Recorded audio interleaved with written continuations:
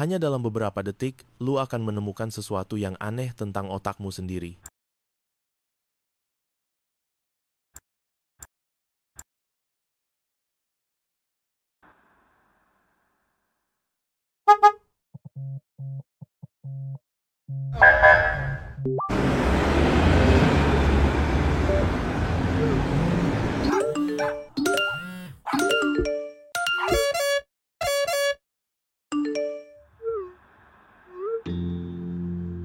Apakah lu ngelakuinnya dengan benar? Kalau nggak, berarti fokusmu gampang buyar. Tapi kalau iya, selamat, artinya lu udah di atas rata-rata. Barusan itu adalah otakmu selama 18 detik.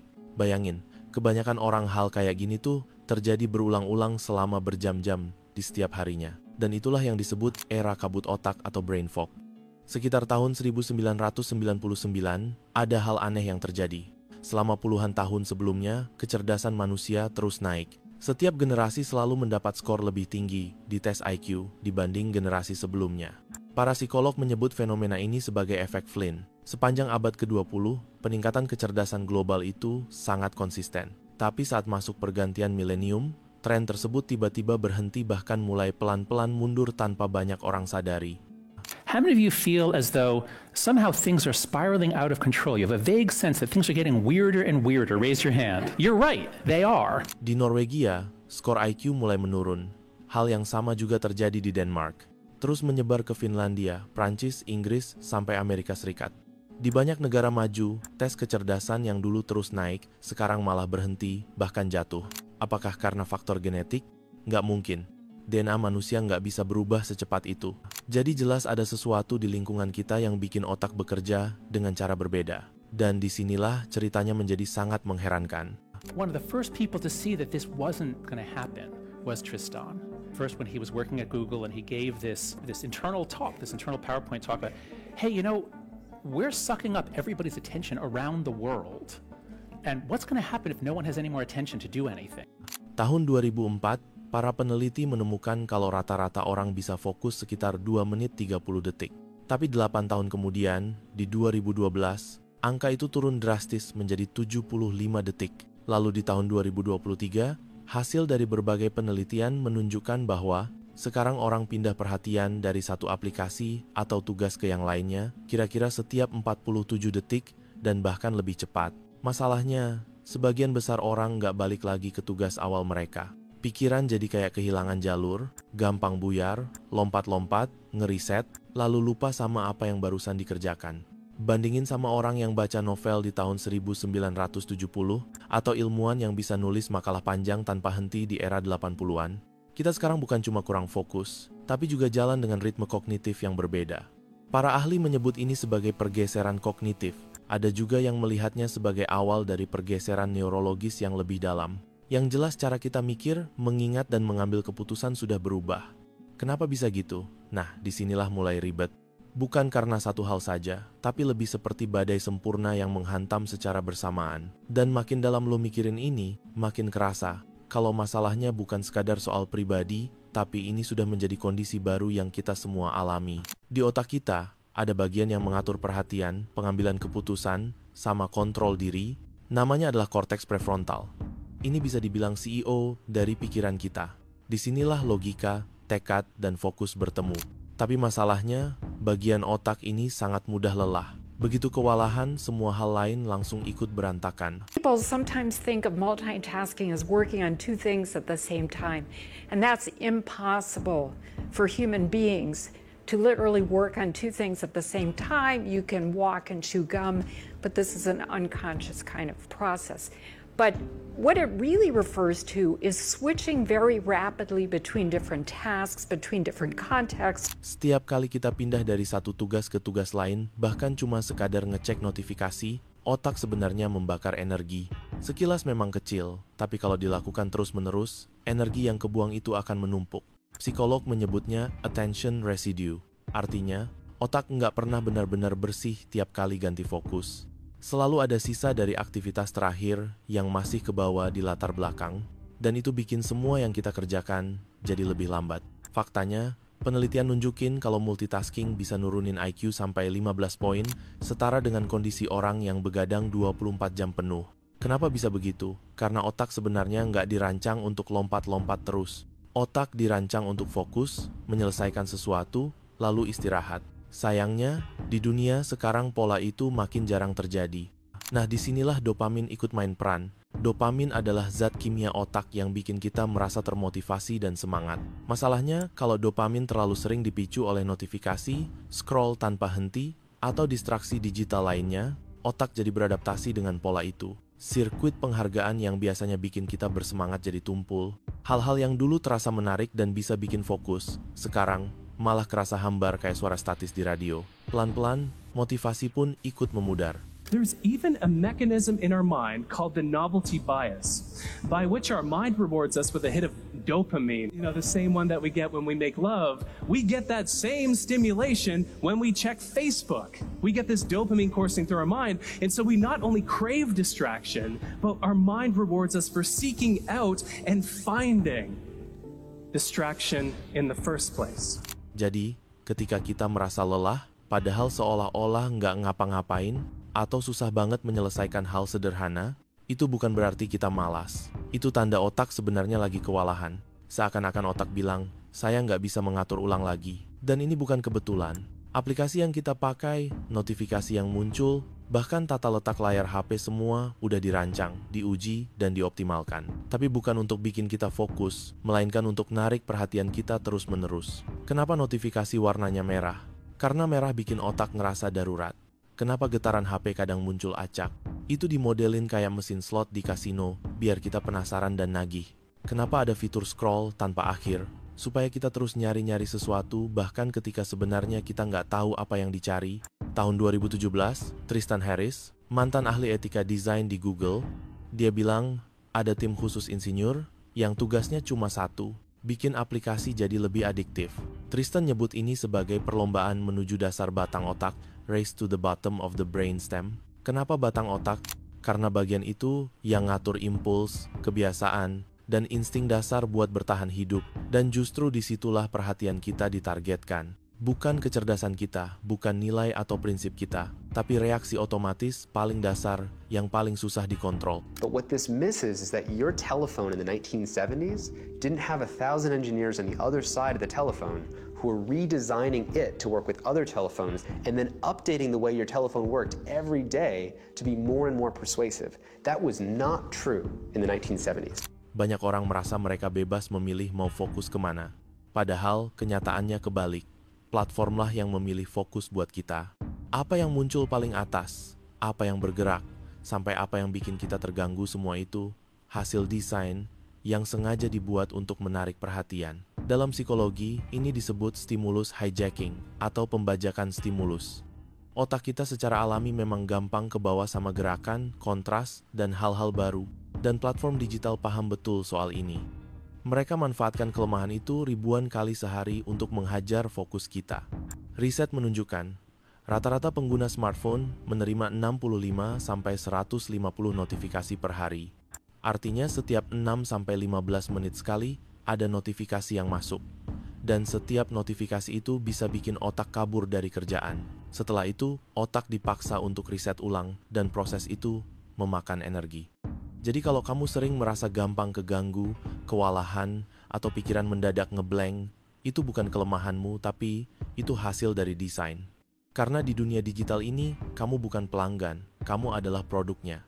So I just argued before that the ability to focus intensely to produce things that are rare and valuable, to hone skills that the marketplace values, that this is what's going to matter in our economy.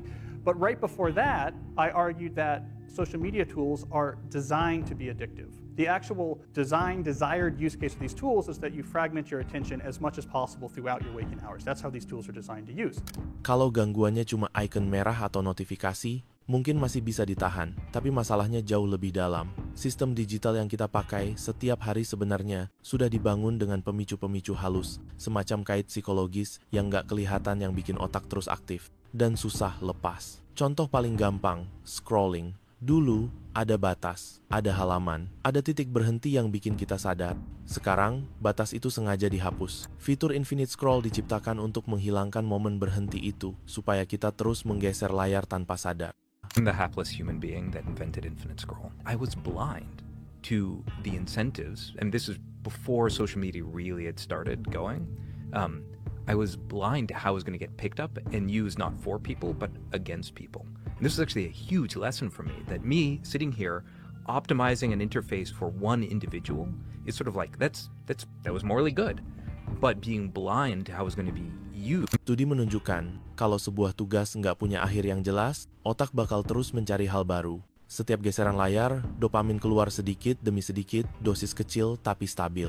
Itu cukup buat bikin kita terkunci berjam-jam tanpa terasa. Belum lagi soal umpan balik yang munculnya acak, like, komentar, pesan, atau jumlah tayangan yang kadang langsung muncul, kadang ditunda. Polanya sama persis kayak mesin slot di kasino. Justru ketidakpastian itu yang bikin hadiah terasa lebih nagih.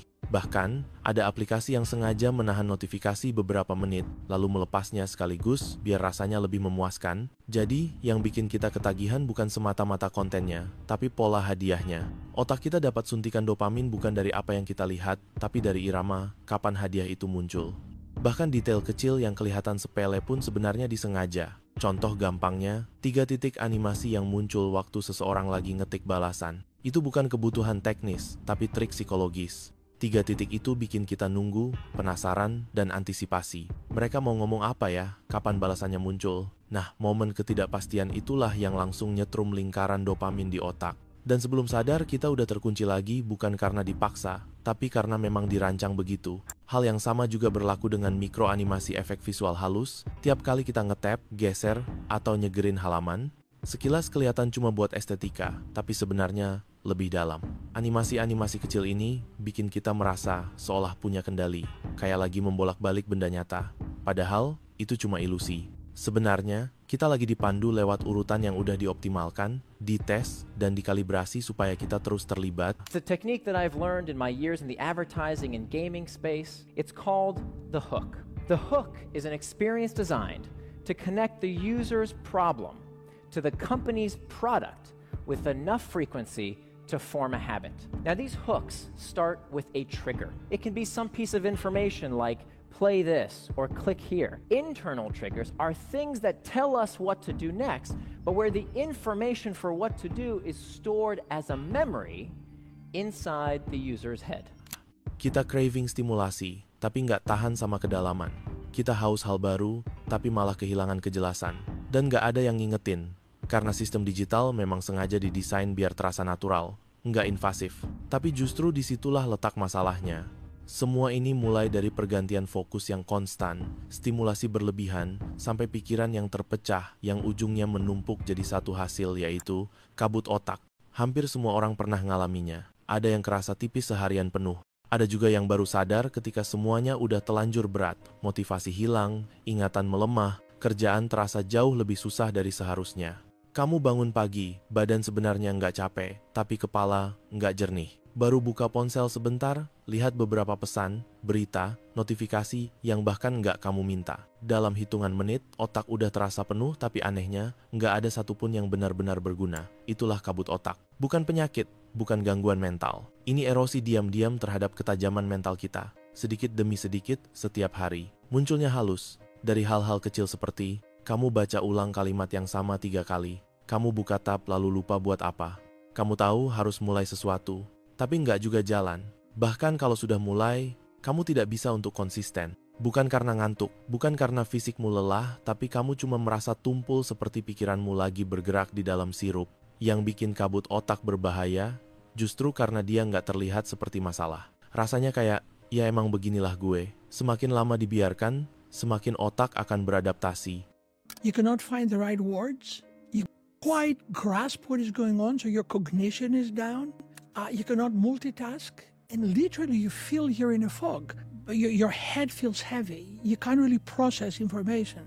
And it happens to the best of us.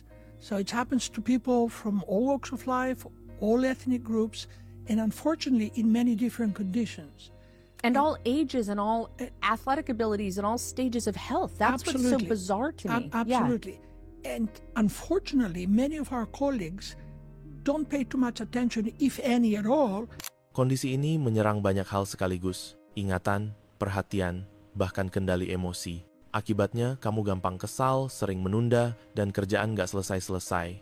Akhirnya kamu malah nyalahin diri sendiri. Tapi tenang, ini bukan cuma terjadi padamu. Lingkungan modern penuh dengan pemicu, banjir digital, kurang tidur, makanan instan yang kualitasnya rendah, ditambah multitasking dangkal yang bikin otak tertarik ke segala arah. Otak kita memang kuat, tapi nggak pernah didesain untuk menghadapi gangguan konstan dan stimulasi terfragmentasi seperti ini. Kabar baiknya, brain fog itu nggak permanen. Banyak orang hidup puluhan tahun sambil mikir kalau mereka cuma kurang disiplin atau malas. Padahal sebenarnya mereka menjalani hidup dalam kondisi yang bahkan nggak mereka sadari. Kondisi ini bisa dikelola tapi hanya jika kamu menyadarinya. Begitu sadar, kamu bisa mulai membangun lingkungan yang bekerja sama dengan otakmu, bukan melawannya. Caranya dimulai dari menciptakan lingkungan yang tepat supaya otak bisa bekerja sesuai desain aslinya. Ini lebih dari sekadar menghilangkan distraksi. Ini soal membangun ulang fondasi. Apa yang masuk ke otakmu, apa yang jadi sumber energi, dan apa yang membuat fokusmu hidup lagi.